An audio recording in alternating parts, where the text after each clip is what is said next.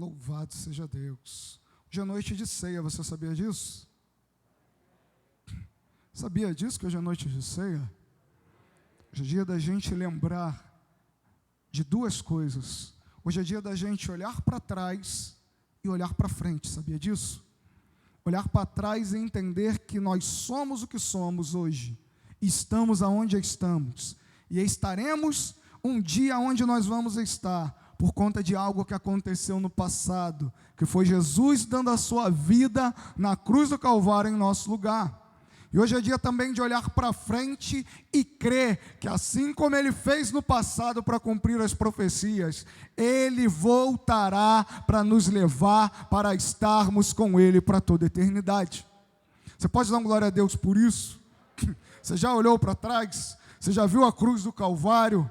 Já olhe para agora onde você está e contemple no futuro próximo, nós sendo arrebatados pelo Senhor Jesus, estaremos sendo levados dessa terra para estar na glória com Deus. Quantos creem nisso? Quantos creem nisso? Quantos esperam isso para hoje, para agora, para nesse momento, para que antes que esse culto acabe, Ele nos arrebate ao encontro dEle nos ares? Eu creio nisso, irmãos. Eu creio. João capítulo 6, a partir do versículo 1 diz: passado algum tempo, Jesus foi para outra margem do mar da Galileia, que é o mar de Tiberíades. Então uma grande multidão o seguia, porque todos tinham visto os sinais que ele realizava com os enfermos. Jesus subiu ao monte e sentou-se ali com os seus discípulos. Ora, a Páscoa, uma festa dos judeus, estava próxima. Jesus ergueu os olhos e, vendo uma grande multidão que vinha em sua direção, disse a Filipe: onde compraremos pães para lhes dar de comer? Mas disse isso apenas para o provar, pois ele bem sabia o que ia fazer. E Filipe lhe respondeu: 200 denários não seriam suficientes para que cada um recebesse um pedaço de pão. Um de seus discípulos, André, irmão de Simão Pedro, disse a Jesus: há aqui um rapaz com 5 pães e 2 peixes pequenos, mas de que servem no meio de tanta gente? Então Jesus disse: fazei com que o povo se assente, pois havia muita grama naquele lugar. Assim assentaram-se, só os homens eram no número de quase 5.000. Jesus pegou os pães e, tendo dado graça, repartiu entre os discípulos, e para os que estavam assentados, e da mesma forma fez com os peixes, tantos quantos desejaram. E quando estavam fartos, disse Jesus aos seus discípulos: recolhei os pedaços que sobraram, para que nada se perca. E assim sendo, eles o ajuntaram e encheram 12 cestos com os pedaços dos 5 pães de cevadas, deixados por aqueles que haviam comido. Então, vendo aqueles homens o sinal que Jesus havia realizado, disseram: é verdadeiramente o profeta que devia vir ao mundo. E percebendo então Jesus que estavam prestes a vir e levá-lo à força para o proclamarem rei, retirou-se novamente sozinho para o monte. E ao anoitecer, seus discípulos desceram para o mar, entraram no barco e passaram para o outro lado, rumo a Cafarnaum. E já estava escuro, e Jesus não havia ido com eles. E o mar se agitava devido ao forte vento que soprava. E quando eles haviam remados uns 25 a 30 estádios, viram Jesus aproximando-se do barco, andando sobre as águas do mar, e ficaram amedrontados. Mas ele os tranquilizou, dizendo: coragem, sou eu, não temais. Então eles de boa vontade o receberam no barco e imediatamente chegaram à praia. No dia seguinte, as pessoas ficaram do outro lado do mar. Viram que ali não havia senão um barco, e Jesus não havia entrado nele, e com os seus discípulos, mas com eles tinha partido a sós. Entretanto, outros barcos chegaram de Tiberíades, próximo do mar, onde o povo havia comido pão após o Senhor haver dado graças. Quando as pessoas da multidão perceberam que Jesus não estava ali, seus discípulos entraram em seus barcos e partiram para Cafarnaum à procura de Jesus. E tendo o encontrado do outro lado do mar, perguntaram-lhe: Mestre, quando chegastes aqui? E Jesus respondeu a eles: em verdade vos afirmo, vós me buscais porque viste os sinais. Não porque viste os sinais, mas porque comestes os pães e vos fartastes. Trabalhais não pelo alimento que se perde, mas pela comida que permanece para a vida eterna. Alimento que o Filho do Homem vos dará, pois Deus, o Pai, colocou o seu selo sobre ele.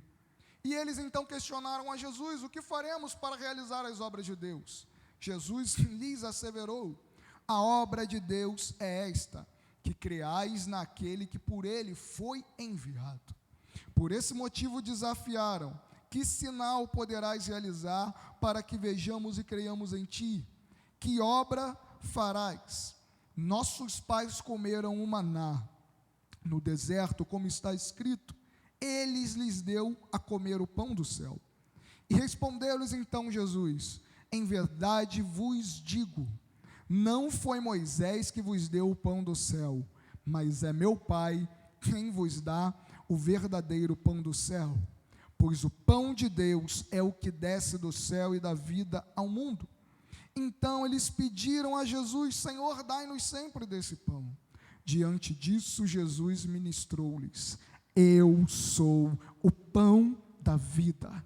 Aquele que vem a mim jamais terá fome, e aquele que crê em mim jamais terá sede. Feche os seus olhos. Senhor, te louvamos pela tua palavra, porque boa é a tua palavra. Que o teu Espírito fale aos nossos corações, ó Deus, e que nada nem ninguém venha nos distrair nesse momento, Pai. E que ao sairmos, não arrebate essa palavra dos nossos corações, mas que ela encontre terra fértil, Deus. Encontre lugar, ó Deus, que ela venha germinar, criar raiz e no tempo certo dar frutos em nossas vidas para a tua glória, Pai. É tudo que nós te oramos e te agradecemos em nome de Jesus. E você pode se assentar com sua Bíblia aberta em nome de Jesus. Glória a Deus. Aleluias. É tremendo, né, irmãos, quando a gente lê as palavras que o Senhor Jesus citou. Eu não sei se com você acontece, mas todas as vezes que eu leio a Bíblia e é algo que Jesus falou diretamente, eu sinto como se Ele estivesse na minha frente, falando comigo. É como se o Espírito me transportasse para aquele momento e de fato eu escutasse Jesus dizer. Não sei se você tem essa sensação, mas pela misericórdia de Deus eu tenho, e creio que outros irmãos aqui têm. Pois bem, irmãos, nós estamos diante de um capítulo, de um texto muito conhecido, da multiplicação dos pães e dos peixes. Logo depois Jesus caminha sobre o mar, e logo depois Jesus é encontrado novamente por essa multidão que ele alimentou nesse lugar onde eles estavam. Se você ler no Evangelho de Marcos, se você ler no Evangelho de Mateus, se você ler no Evangelho de Lucas, você vai encontrar a mesma citação de uma ótica diferente. Cada evangelista acrescentou os detalhes que mais lhe chamaram a atenção. Só que algo eu quero te chamar para o Evangelho de João. O Evangelho de João não foi escrito no mesmo objetivo do Evangelho de Mateus, do Evangelho de Marcos e do Evangelho de Lucas.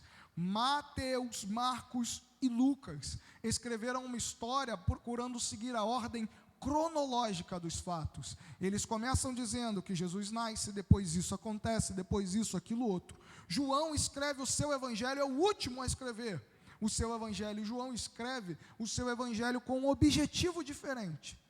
Por que você está me dizendo isso, pastor? Porque não adianta você ler um livro se você não entender qual era o objetivo do autor. João escreve o seu evangelho como a maioria dos seus escritos, tanto as suas cartas, todas elas com um objetivo definido. João escreve o seu evangelho selecionando alguns episódios da vida de Jesus. Por isso que você vai ver que João salta de um evento para o outro, enquanto os outros evangelistas vão dizer que no meio desses eventos, inúmeras coisas aconteceram.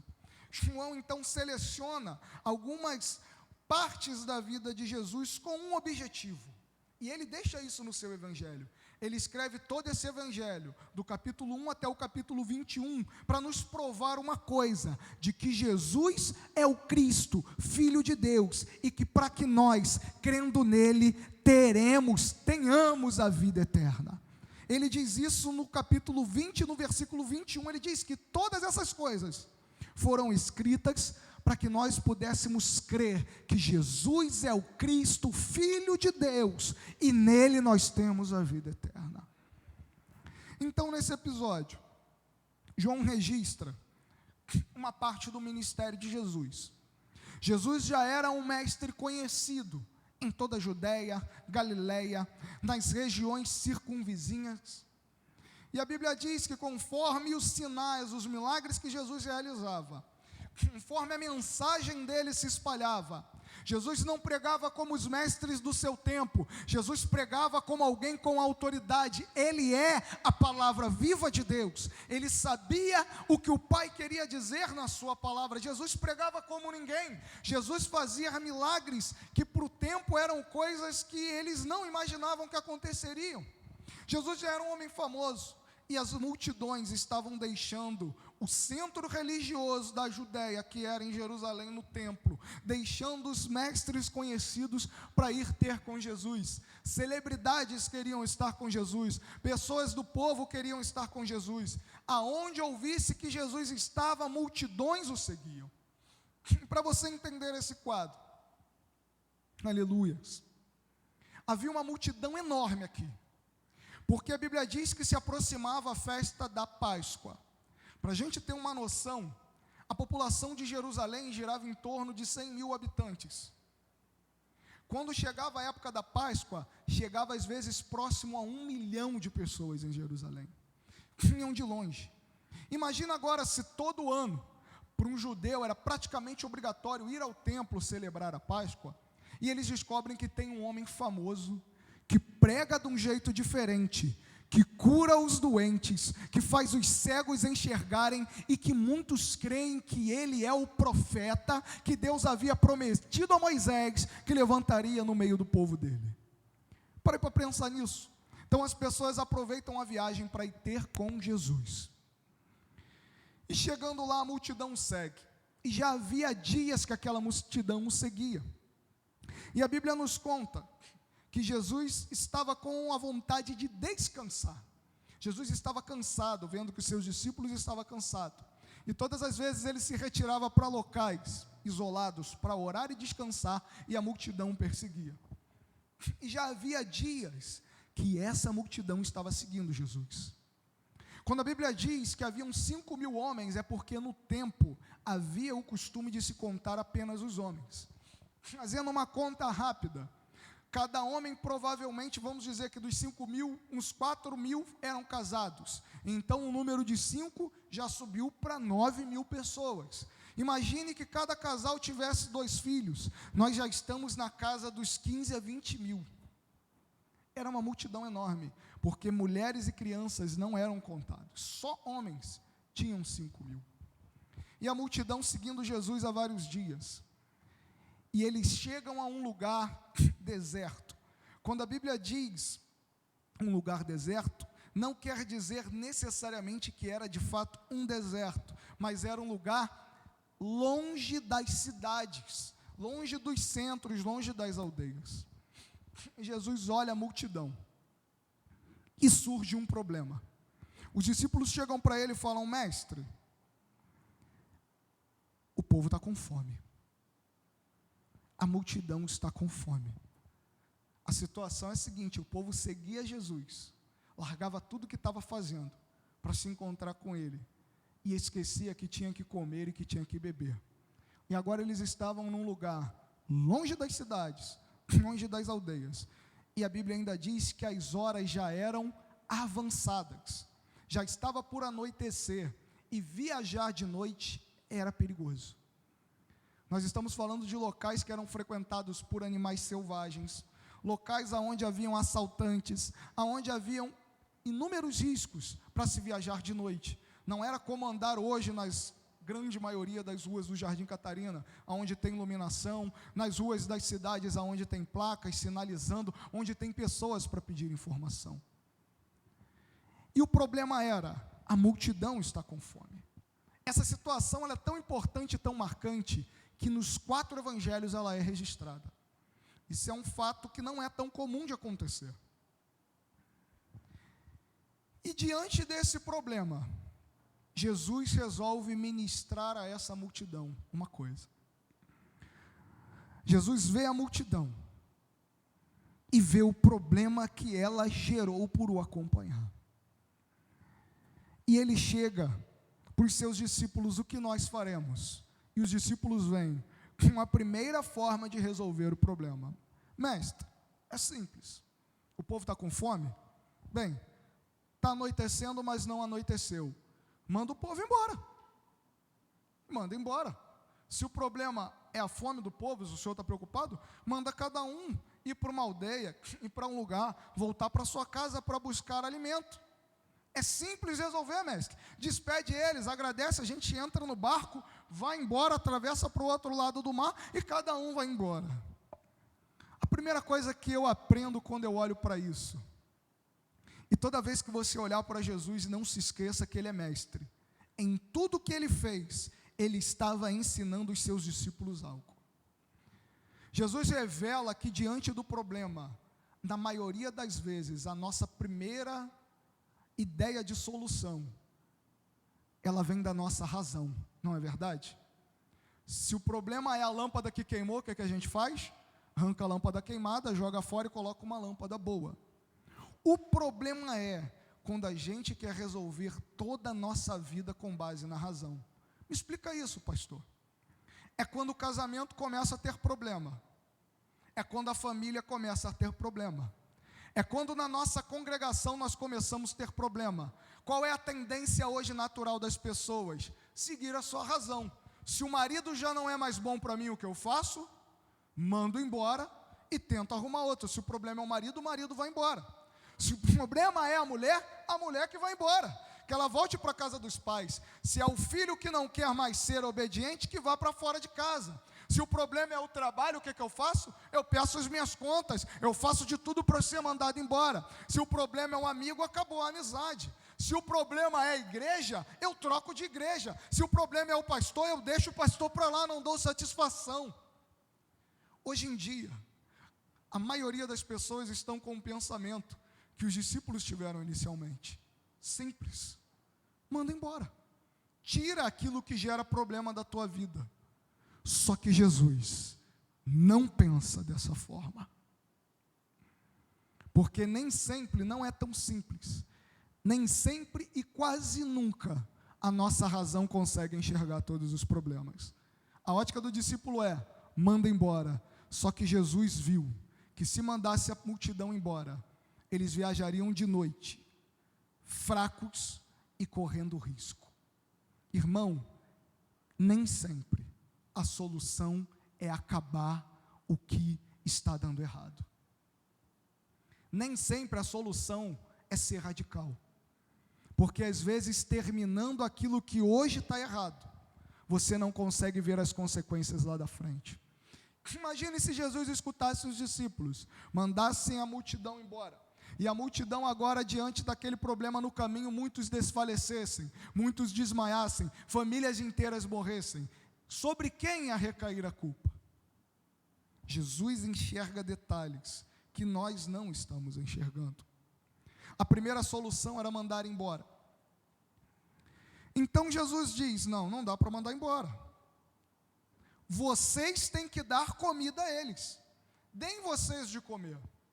Então entra a segunda solução dos discípulos. Vem Filipe. Ele entende que o problema da fome daquele povo era simples de ser resolvido. Vamos resolver isso com dinheiro. Filipe começa a fazer uma conta. Bem, temos aproximadamente aí 5.000 homens. Ele chega para Jesus e fala: mestre, tem um problema, porque nem 7 meses, 6 meses e meio a 7 meses de trabalho, trabalhando na diária do Império Romano, vai dar para comprar pão para tanta gente. Segunda coisa que eu observo, é que muitas das vezes a gente, quando vê que a razão não resolve o nosso problema, a gente parte achando que dinheiro é capaz de resolver tudo. Não é verdade?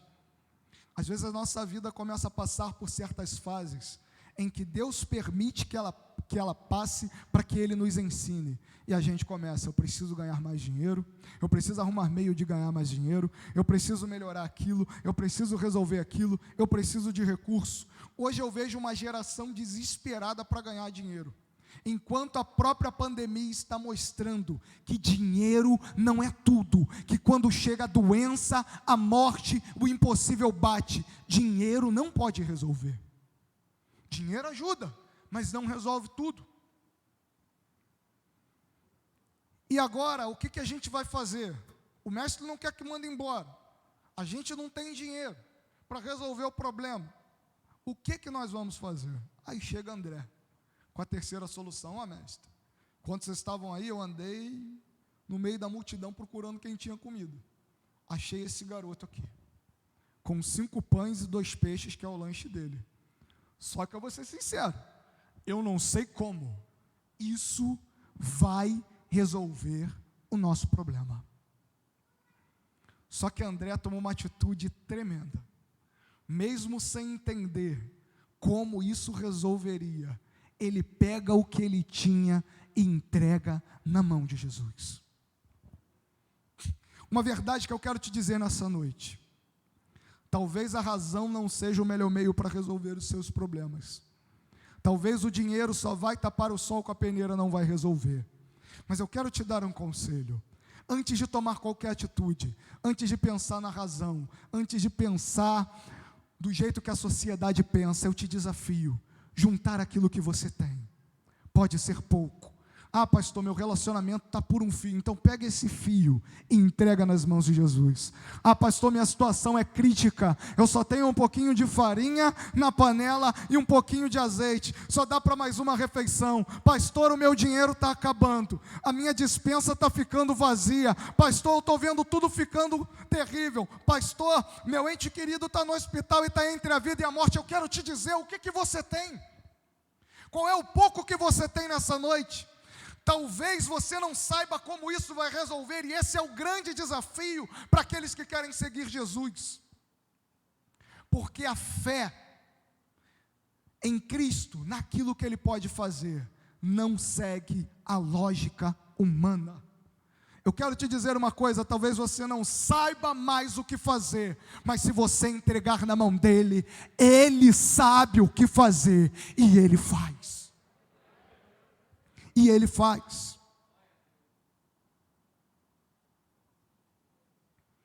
E o que mais me chama a atenção era que um menino que nem na contagem entrou, agora se torna alguém para fornecer, vamos dizer assim, aquilo que começaria a ser um dos maiores milagres do ministério de Jesus. Jesus pega o pão e pega os peixes e dá graças, abençoa, dá graças a Deus. Marcos e Mateus vão dizer que ele dá graças, João vai dizer que ele abençoa. E Jesus começa a repartir para os discípulos e diz: vão distribuir. E a Bíblia diz que eles começam a distribuir os pães e os peixes. 5 pães e 2 peixinhos alimentam uma multidão de quase 20.000 pessoas.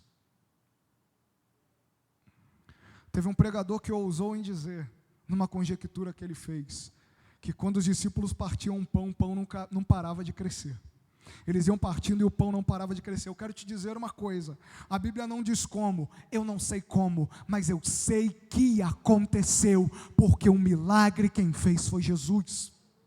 Talvez você não saiba como, da onde vai vir, como vai funcionar, como vai ser a mecânica. Sabe o que eu quero te dizer? O que Deus faz em nossas vidas é justamente isso: desafiar a nossa lógica, desafiar a nossa razão, mostrar para esse mundo que as coisas não são 2 mais 2 é 4, com Ele 5 alimenta 20 mil, com Ele faz do pouco ser muito. Jesus estava dizendo para os discípulos, em outras palavras: vocês foram criados uma cultura aonde precisa usar a razão e o dinheiro para resolver os problemas. Eu hoje estou ensinando a vocês a minha cultura, aonde a fé faz aquilo que é impossível aos homens acontecer. E toda a multidão se farta, irmãos. O problema é resolvido, porque entregaram um pouco que se tinha na mão de Jesus. Eu quero te desafiar nessa noite. Nós estamos vivendo o ano da metanoia. Metanoia é mudança de mente. Mudança de mente, quando a gente fala metanoia, não é simplesmente um evento. Aceitei Jesus, minha mente mudou. Mudar de mente na metanoia, no original, é um processo que vai acontecendo todos os dias conforme você caminha com Jesus. Quando eu conheci Jesus, eu achava que para poder alimentar 4 pessoas, eu precisava de 4. Só que com Jesus, com 1, Ele alimenta 4. Porque com 5 e com 2, Ele alimentou uma multidão enorme. Jesus estava ensinando o seguinte para a gente: a minha matemática, a matemática do reino do meu Pai, não funciona como a matemática da terra. E eu quero te desafiar nessa noite. Até quando você vai viver baseado na sua razão? Até quando você vai viver baseado naquilo que você acha que é certo? Até quando você vai ficar baseado naquilo que esse mundo nos ensinou? Até quando você vai achar que com os métodos humanos a sua vida vai mudar? Até quando o seu intelecto, o seu conhecimento, a sua razão, você vai usar isso para ser o que move a tua vida? Eu quero te dizer uma coisa: Jesus hoje está nos desafiando a entregarmos aquilo que nos resta na mão dEle, para nós vivermos uma vida pela fé.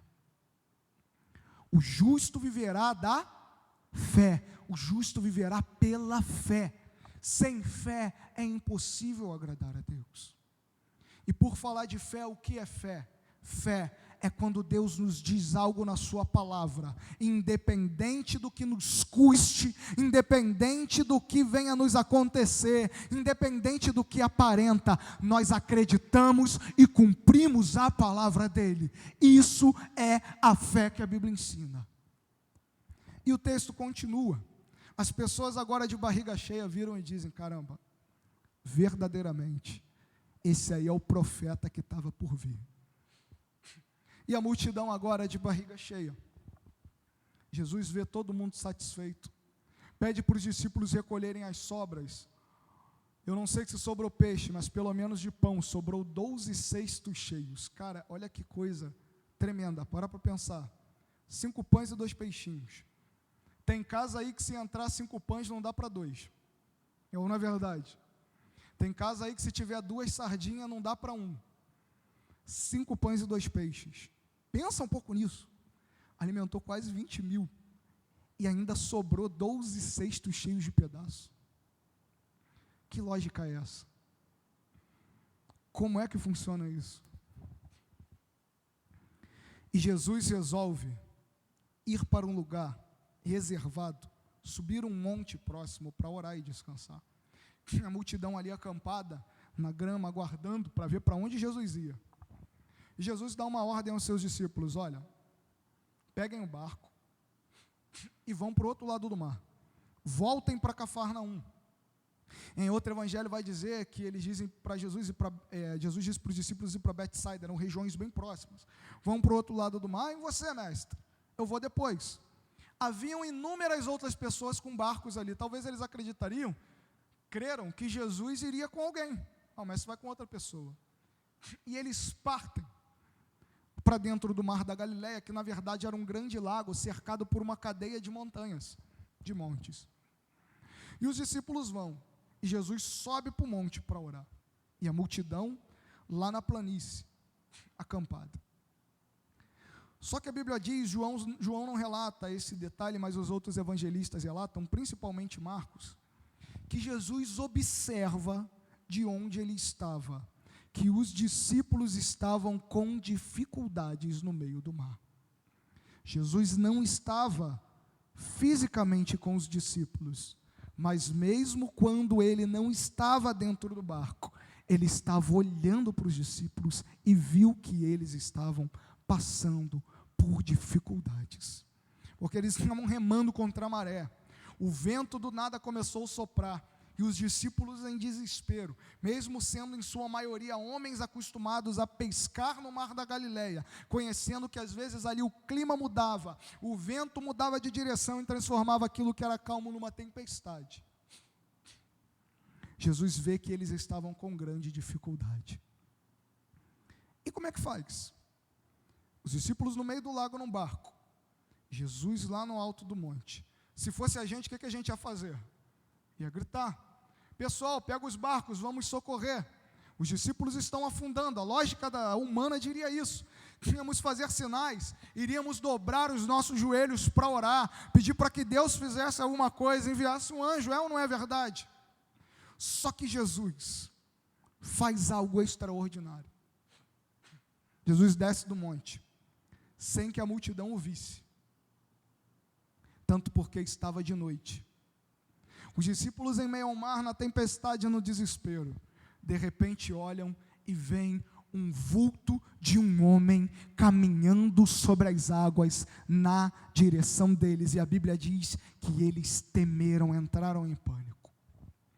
Para você ter ideia do que aconteceu, primeiro, só de ver alguém andando em cima da água, para mim já é uma coisa que foge do natural.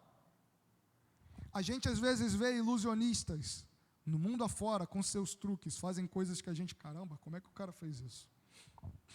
Mas naquele tempo, haviam muitas superstições e crendices populares. Igual tem nas nossas culturas. Quem, quando era pequeno, nunca ouviu falar do Saci Pererê? Que se a gente brincasse até de noite, o Saci vinha para pegar a gente. Quem nunca ouviu falar do Curupira, do lobisomem, da mula sem cabeça? E por aí vai, velho do saco. Quem nunca ouviu isso? Eu me lembro que para evitar ir para a rua sozinho, minha mãe dizia que o velho do saco ia me pegar, se eu estivesse na rua, sozinho. Cuidado, criança tem que andar perto de adulto. Você lembra disso, pastor André? O velho do saco pega a criança, leva no saco e falava que ainda levava para fazer mingau. Então aquilo me dava um pânico, tadinho. Quando eu vi um idoso com um saco de lixo na mão, caraca, é ele. Eu corria demais. E naquele tempo, a cultura judaica estava super influenciada pela cultura grega e por inúmeras outras culturas. E os judeus, em particular os fariseus, acreditavam em espíritos, em aparições, era a palavra mais correta. O que eles criam? Na superstição deles, nas crendices populares, que às vezes os espíritos, que poderiam ser espíritos de pessoas que já morreram, ou demônios, poderiam tomar formas de pessoas conhecidas para poder atormentar os vivos. Então os judeus tinham o costume de nem cumprimentar ninguém de noite, porque eles achavam que de noite era a hora que os espíritos estavam, a maioria das pessoas daquele tempo. Você quer ver uma prova disso? Quando Jesus ressuscita e aparece para os discípulos, mesmo vendo que a aparência lembrava Jesus, o que é que eles fizeram? Temeram, porque a crendice popular dizia, pode ser um demônio que está com uma forma parecida com a do mestre, pode ser algum espírito de alguém que está parecido. Uma outra prova disso na Bíblia, quando Pedro é liberto da prisão, que o anjo faz com que Pedro atravesse paredes, atravesse as portas sem abrir, e Pedro chega e bate, e vem a garotinha e conta, olha, Pedro está lá na porta. Enquanto a igreja orava, eles falam, não, vai ver o anjo de Pedro, que estava com a aparência de Pedro. Essa era a crendice popular. Então os discípulos estavam no meio do mar, Os judeus nunca foram um povo muito voltado para as águas do mar. Sempre foram um povo que tiveram um grande respeito por isso. Você vai ver inúmeras histórias, quando eles tinham que ir para o mar, eles sempre contratavam um serviço estrangeiro. Agora estavam os discípulos de noite, no meio do mar, e vendo um vulto de um homem andando sobre as águas. Irmão, o que estava ruim, o que estava horrível, estava ficando pior. Existem situações que acontecem nas nossas vidas, em que tudo parece estar afundando. Apesar da gente ter vivenciado grandes milagres, os discípulos haviam acabado de vivenciar a multiplicação de pães e peixes, mas Marcos vai dizer, e Mateus afirmar, que o coração deles ainda estava endurecido. Eu quero te dizer uma coisa nessa noite, irmão. Milagre não amolece o coração de ninguém. O nosso coração é amaciado e transformado através de relacionamento com Deus, através da ação do Espírito Santo, através da aplicação da palavra, do lavar da palavra na nossa vida. Hoje em dia as pessoas correm de um lado para o outro atrás de sinais. Eu preciso de um emprego, eu vou na igreja tal, porque fulano de tal recebeu oração e fez. Eu preciso de uma cura, eu vou em tal lugar, porque muita gente é curado. Eu preciso disso, estão como a multidão nos tempos de Jesus. Entenda, o milagre não aconteceu na mão dos apóstolos. Quem fez o milagre foi Jesus. Os apóstolos apenas distribuíram o milagre que Jesus fez. Porque o mesmo Deus que cura aqui nesse lugar, é capaz de curar em qualquer denominação, é capaz de te curar no ônibus, é capaz de te curar na tua casa. Entenda isso. E os discípulos estavam em alto mar, a situação era terrível, e eu quero te dizer uma verdade. Nós aprendemos durante toda a vida a olhar pela lógica. Nós aprendemos durante toda a vida a ter uma visão fechada, a se basear nos fatos para determinar o que vai acontecer. Se tudo está dando errado, a gente começa a achar que é o fim, que vai acabar.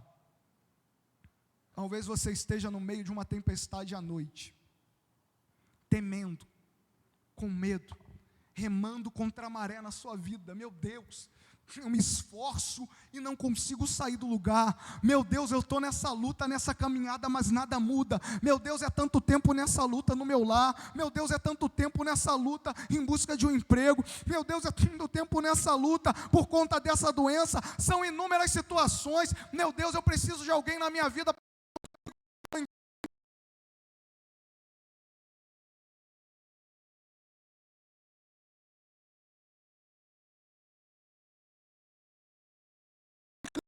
As mãos para dar glória a Deus, porque é quando tudo parece que é o fim, que Ele manifesta a graça dEle, que Ele manifesta o poder dEle, que Ele revela para você quem Ele é.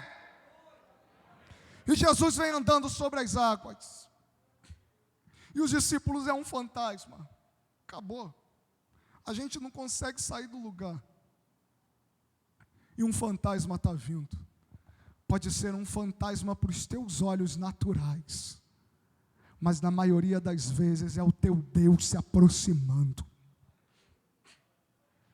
E Jesus chega e vira para eles: ei, coragem, sou eu.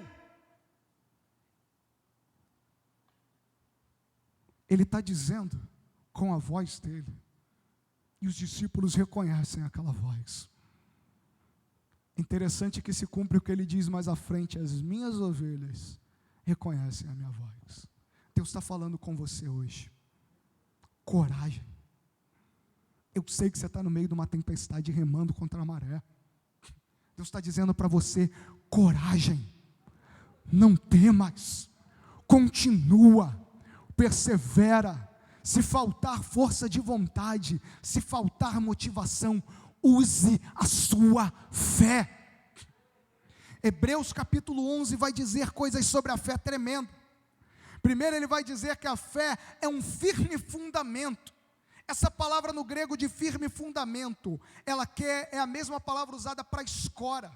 Sabe o que é uma escora? É quando algo está desmoronando, é a escora que sustenta, é quando a gente não tem mais força, é quando a gente não tem mais esperança, mas a gente crê que o nosso Deus é capaz de fazer aquilo que nós não enxergamos e aquilo que nós esperamos. A segunda coisa que a carta aos Hebreus, no capítulo 11, no verso 1, vai chamar de fé, é convicção. Essa palavra no grego vem daquela ideia de uma voz interna. É quando você está sem esperança. É quando muitas vozes falam na sua cabeça: agora acabou. Sua carne, seus amigos, o diabo, dizem para você que não tem jeito. Quando as vozes externas dizem que não dá, o Espírito Santo fala dentro de você: filho, filha, não temas. Quando Jesus fala aquilo para os discípulos, o íntimo deles é tocado. Apesar de João não registrar, mas os outros evangelhos, Marcos registra, Pedro toma uma atitude: Senhor, e uma atitude de muita ousadia, se é tu mesmo, permita que eu saia desse barco e vá andando ao teu encontro. Jesus fala: vem. E a Bíblia diz que Pedro sai do barco e começa a andar sobre as águas. E Pedro vai andando. Muita gente diz que Pedro andou sobre as águas porque ele teve uma fé sobrenatural, porque ele creu e foi ousado. É o que muita gente prega hoje em dia, que se você determinar a bater o pezinho, eles dizem que isso é fé, mas na verdade isso é pensamento positivo. Isso não tem nada a ver com o cristianismo e nem com o que Jesus ensinou, que se você imaginar na sua cabeça, se você pensar muito em alguma coisa, aquilo acontece. Eu quero te dizer, isso não é fé, porque Pedro não foi baseado no que ele acreditava, ele foi baseado naquele que disse que ele podia ir. Pedro não creu na sua própria convicção, Pedro creu na ordem que Jesus deu para ele. Se ele disse que é para eu ir, eu vou, porque eu sei que eu estou seguro. Essa foi a atitude de Pedro. Querido, querida, vá baseado na palavra de Deus. Deus não tem compromisso com a sua palavra. A minha e a sua palavra por si só não tem poder de mover um grão de areia, mas a palavra de Deus fez do nada tudo existir, fez do que não era se tornar a ser. Aleluias. E ele diz que ele tem compromisso com a palavra dele, e a palavra dele não volta vazia. Se Deus disse, determinou uma palavra para a tua vida, vai, porque ela não vai voltar vazia, antes ela vai cumprir aquilo para o qual ela foi designada. Se ele disse que vai salvar, creia porque ele salva. Se ele disse que vai curar, creia porque ele cura. Se ele disse que vai sustentar, creia porque ele sustenta. Eu não tenho como saber e nem dizer para você o método. Eu não tenho como saber e dizer para você o que vai fazer acontecer. Você talvez não tenha como imaginar os recursos, mas se ele falou, creia porque ele faz. Creia porque ele faz. E Pedro sai do barco, cheio de fé na palavra de Jesus, e começa a andar sobre as águas, crendo na palavra do Senhor Jesus. Mas de repente Pedro sente o vento. De repente Pedro olha para as ondas. E a Bíblia diz que ele começa a afundar. Interessante é que Pedro não afundou de instantâneo. A ideia que nos dá, é que Pedro estava numa velocidade. Já viu um carro desacelerando? Pedro estava em cima das águas, de repente o pé começa a afundar. Pedro vai descendo, e quando Pedro vê que está dando ruim, ele clama: Mestre, socorre-me. E às vezes é assim na nossa vida, irmão.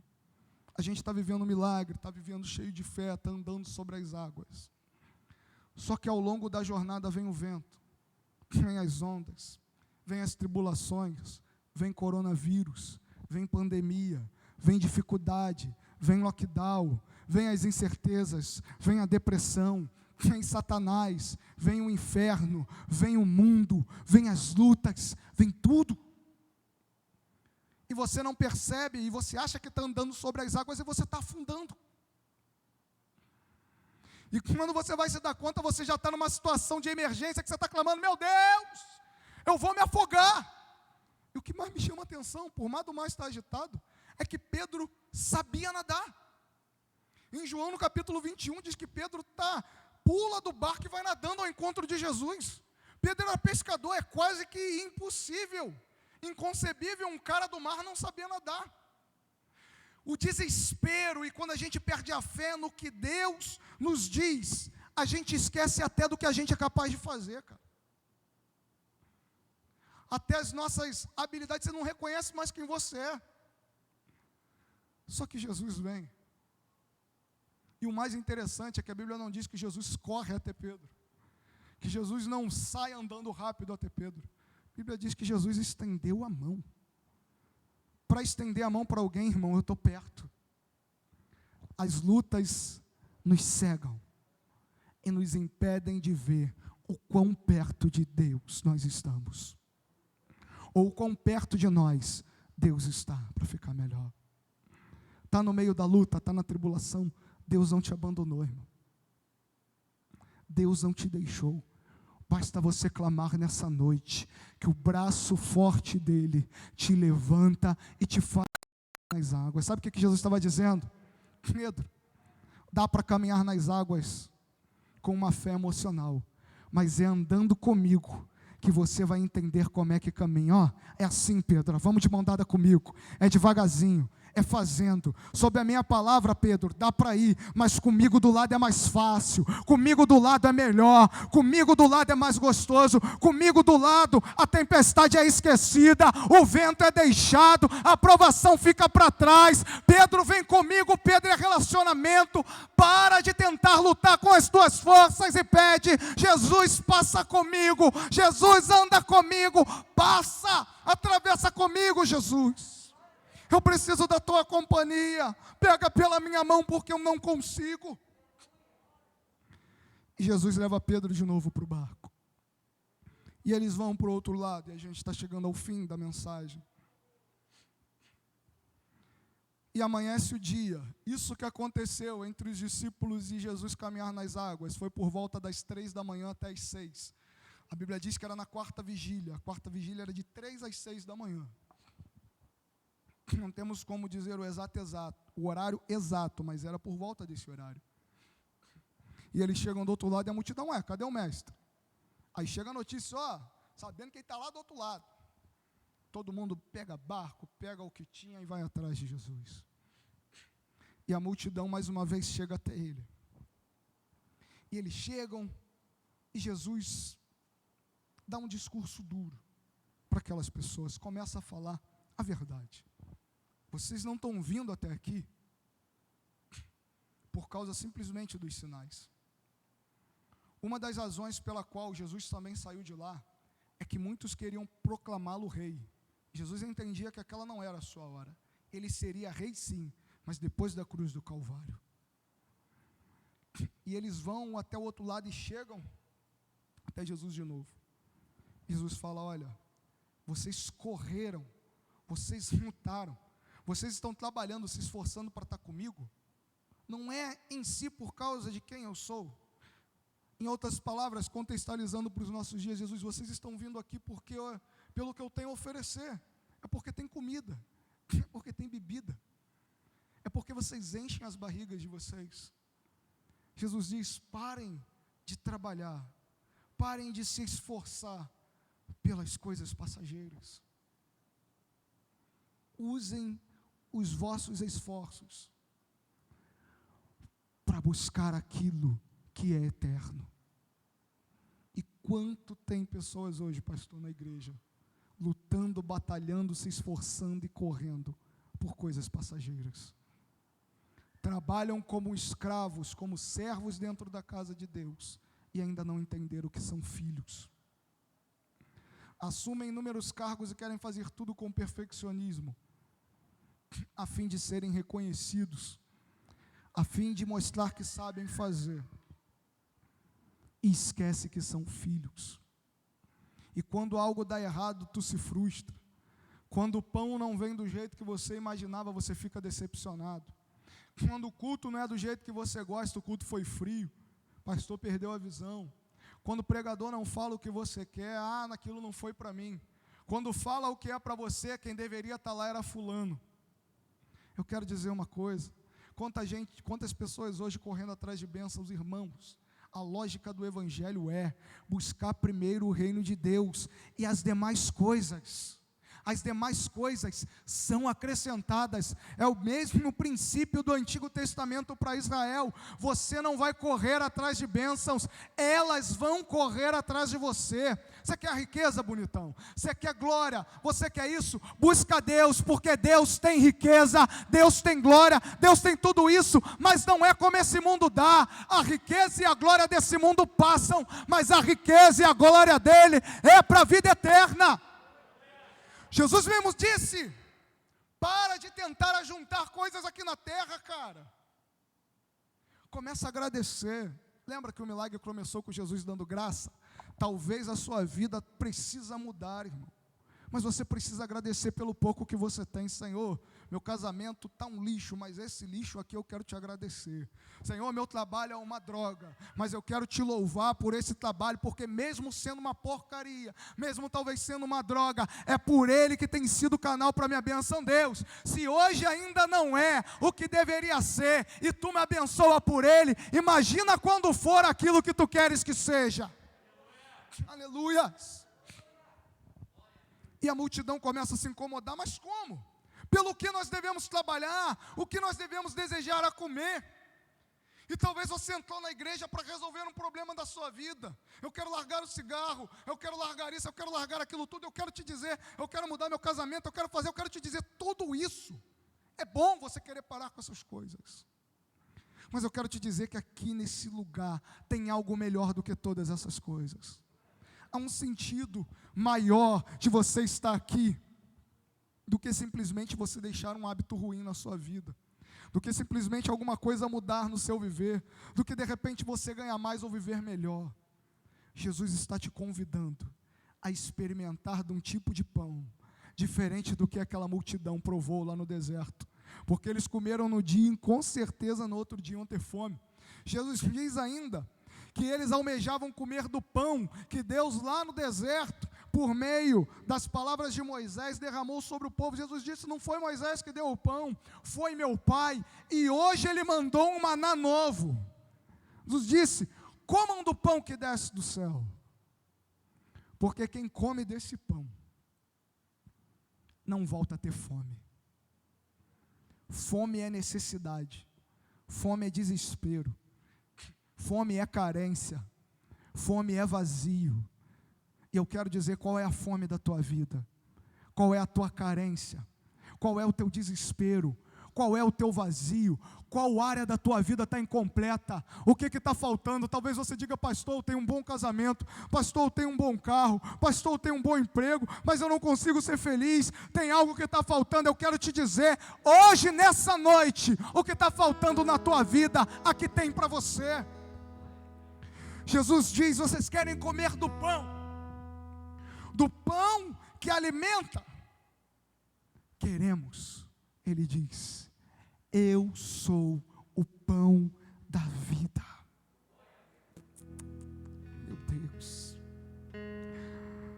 Aquele que vem a mim jamais terá fome.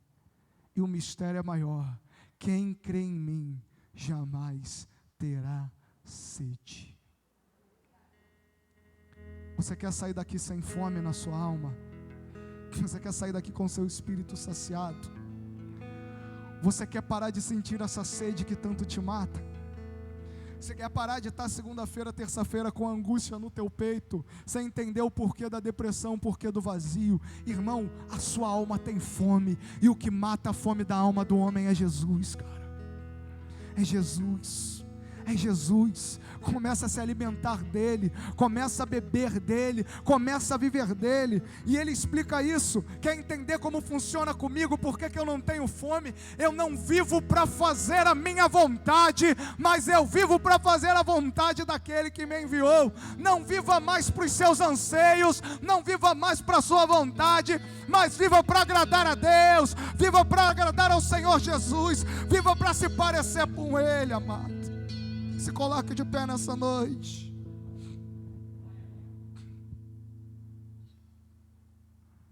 Uma multidão faminta saiu saciada de sua fome física, mas quando Jesus propôs a eles saciá-los da fome espiritual, eles não entenderam. E sabe o que eles fizeram? Deram as costas e deixaram Jesus. E eu quero te perguntar nessa noite: o que você vai fazer com a sua vida a partir de agora? Jesus perguntou para os discípulos: e aí? Todo mundo está indo embora porque só queria o pão feito de farinha. E vocês, para onde vão? Aí Pedro diz: para onde iremos nós, se só tu tens as palavras de vida eterna? Pedro estava dizendo: para onde irei eu, mestre? Correr atrás de pão, correr atrás de coisas materiais, se em ti eu encontrei alimento para minha alma, alimento para minha vida. Eu hoje não tenho mais fome, eu hoje não tenho mais sede. Oh, meu amado, é isso que Deus quer para você, que você saia daqui satisfeito. Eu quero orar por você nesse momento.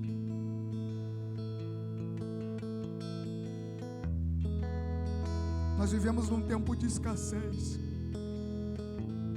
mas a igreja é a casa do pão, meu irmão. E o pão vivo que desceu do céu está aqui. Feche os seus olhos. Pai, eu quero te orar pelo teu povo, Deus.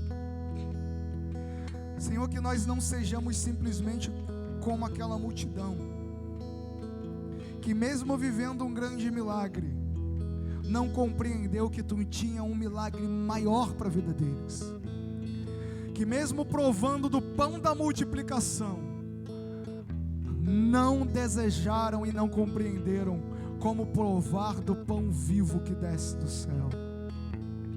Estavam com as suas barrigas cheias, os seus estômagos cheios, satisfeitos no corpo, mas vazios e incompletos na alma, vazios e incompletos no espírito. Deus, nós não queremos sair daqui dessa forma hoje, Deus. Nós queremos sair cheios. Queremos hoje, ao participar da ceia, lembrar do que tu fizeste, Deus, e de que tu é o pão vivo que desceu do céu, que se entregou na cruz do Calvário, que foi moído em nosso lugar, chegou ao ponto de farinha, foi amassado, e hoje tu és a nossa comida, tu és a nossa bebida, tu és o anseio da nossa alma, a necessidade do nosso ser, ó Deus. Ensina-nos a provar de ti todo instante e a provar das tuas riquezas a todo momento, Deus. Ensina-nos, ó Pai, a vivermos para a tua glória. Quantos querem provar do pão vivo? Quantos querem não ter mais fome, não ter mais sede? Então coma, irmão. Feche os seus olhos, comece a provar. Diz: Senhor Jesus, eu quero, dá para mim. Por mais que o mundo diga para eu ir para a direita, para onde eu irei? É aqui o meu lugar. Comece a adorar a Deus. Aleluia.